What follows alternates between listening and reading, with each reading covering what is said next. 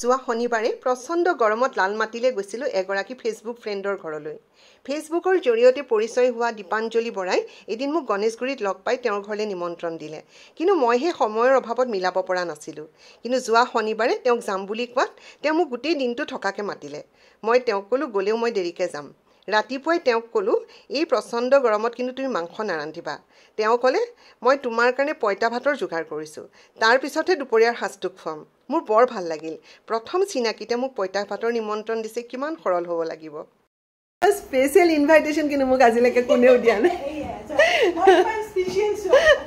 এইটো summer special invitation ন? এয়া খাই মই কেতিয়া পঁইতা ভাত খাম? এতিয়া এইখিনি অকণমান আধা খোৱা পেটটো ঠাণ্ডা কৰিবা, সেয়া পঁইতা ভাতে আকৌ পেট ঠাণ্ডা কৰিব। মানে মই চব পেট ঠাণ্ডা কৰা বস্তুৱে খুৱাম। কেনেকুৱা পাইছা? কি ক'ম, সদায়তো মই নিজেই বনাই খাওঁ আৰু বেলৰ চবত কিবা চবত বনাওঁ আৰু নিজৰ কাৰণে বনাওঁ, কিন্তু কোনোবাই যদি বনাই দিয়ে সেইটো মানে অমৃত। এয়া মানে অমৃত খাই আছে যে লাইছে। আৰু এই প্ৰচণ্ড গৰমত মই যেতিয়া আহিছোঁ ৰাস্তা মানে মানুহ নাই বুলি ক'ব পাৰা, কিন্তু একদম যিকেইটা মানুহ নোলালে নহয় আৰু সেইকেইটা মানুহে ওলাইছে ৰাস্তাত ন। আৰু অহাৰ পিছত যেতিয়া এই বেলৰ চবত তুমি খুৱাইছা, মই তুমি আহিবা বুলি নহয়, মানে এনেকুৱা হৈছে মইছো কি কৰোঁ, তাইতো আহি পাব, ইমান গৰমত আহি পাব। প্ৰথম মানে মই বেলৰ চবৰখিনি বনাই দিছোঁ। তুমি যে মোক কৈ আছিলা কিবা এটা স্পেচিয়েল বেল বুলি। স্পেচিয়েল বেল মানে হেৰি, মই বোলো তাই আহিলে কম যে মইছো বেলটো সেইকাৰণে তোমাক খোৱাৰ পিছত ভাবিছোঁ যে তুমি কেনেকুৱা পাইছা। মই খোৱা নাইকিয়া এতিয়ালৈকে। মানে এইকেইটা ইয়াৰ বেল নহয়, ইমান ডাঙৰ জানা, ৰাবাব টেঙাটোৰ সমান। হেৰি পাটিয়ালাৰ পৰা আনিছিলোঁ আকৌ, পাঞ্জাৱৰ বেল।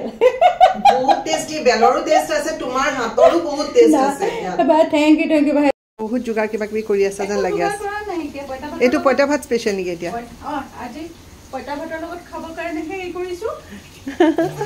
এইফালে ভোট জলকীয়াৰ গছ আৰু এইফালে কৃষ্ণচূড়া। তুমি একদম কৃষ্ণচূড়াৰ ৰং চাই চাই ৰান্ধি থাকা আৰু মানে ৰাতিপুৱা ইমান ধুনীয়া চৰাইবোৰ আহে জানা। তোমাৰ বেলকনিখনলৈ আহে ন? বেলকনি আহে, এই গছজোপাত ইমান ধুনীয়া চৰাইবোৰ বহে। এইটো সাগৰীয় বৰিয়লা।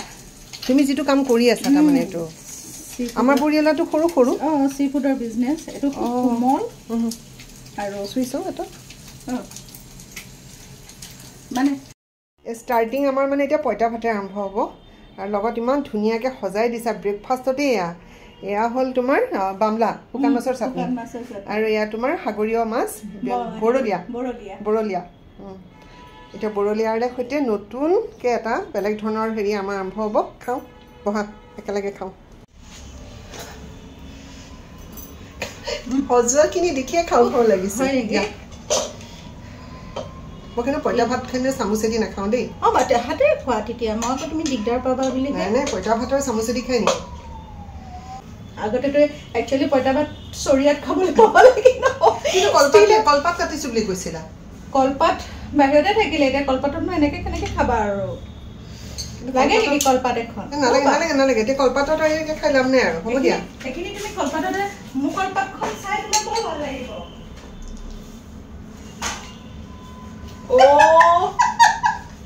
আৰ্টিফিচিয়েল কলপাত।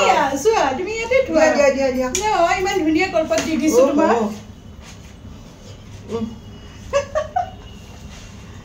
কি কম মানে সঁচা কৈছোঁ, ভাল লাগিছেনে?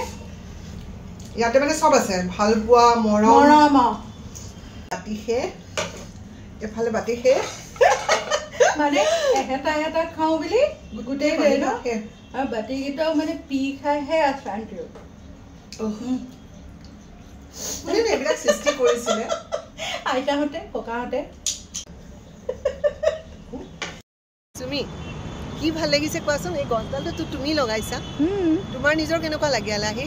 মোৰ খুব ভাল লাগে। মোৰ মানে এজোপা এটা জীৱক প্ৰাণ দিয়া নিচিনা ফিল হয় জানানে। এই সন্ধিয়া সময়ত মানে বহি আৰু ভাল লাগিছে। আৰু বহুত থেংক ইউ, অশেষ ধন্যবাদ। তুমি মোক ইমান ধুনীয়া এটা দিন দিলা।